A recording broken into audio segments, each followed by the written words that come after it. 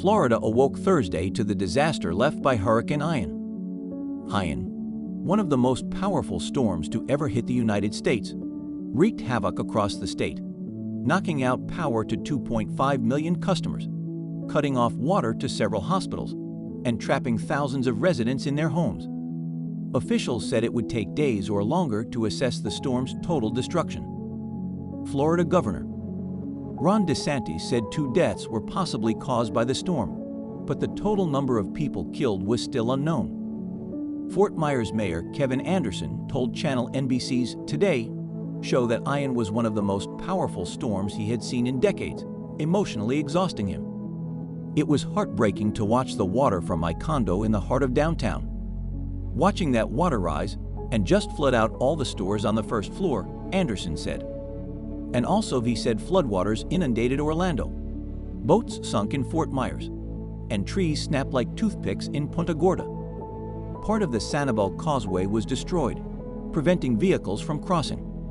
Also, authorities say a Deltona man drowned during the storm. On Thursday morning, Ian was downgraded to a tropical storm, and President Joe Biden declared a major disaster, freeing up federal funds to assist with local and state recovery efforts.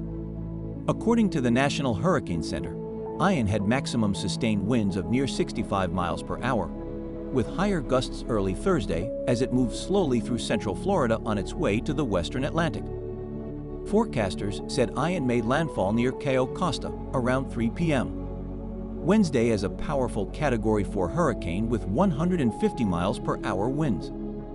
Lee County Manager Roger Desjardins said Wednesday evening that the damage in the county, which includes Cayo Costa, Fort Myers, and Cape Coral, is extensive. The full extent of the damage was unknown because the storm and winds were still raging. Due to high water, rescue crews had to wait for the situation to improve before helping the stranded people. There were also reports of cars floating out into the ocean in Lee County, but Sheriff Carmen Marceno said that officials couldn't investigate or help trap people until the winds slowed to less than 45 miles per hour. After the storm hit Florida's southwest coast, FEMA Administrator Dean Criswell said that at least 9 hospitals in Lee County have no water. At first, it was reasonably easy to handle, but for the last 12 hours, we've had to deal with 100+ enough winds that were shaking and swaying the building, he said. On the 22nd floor of a high-rise building, Terry Mazzani, his wife, and his 91-year-old mother huddled in Fort Myers as the water rose and the wind shook the building.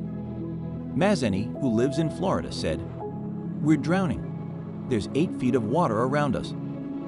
Even though Ian was expected to get weaker, the Hurricane Center warned that it could be close to hurricane strength when it moves over Florida's east coast on Thursday.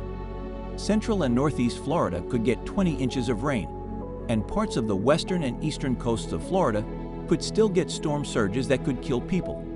Florida's Atlantic coast from northeast of Orlando into Georgia could see a storm surge of 6 feet, it said. On Wednesday, the acting director of the Hurricane Center, Jamie Rome, said that radar showed that the strongest parts of the hurricane were getting 4 to 5 inches of rain per hour. Those are very heavy rain rates. Rome reported on Wednesday night. He said that the storm's slow speed was making the damaging wind last longer and making flooding more likely. The Hurricane Center predicts it will turn north Friday and approach northeastern Florida, Georgia, and South Carolina.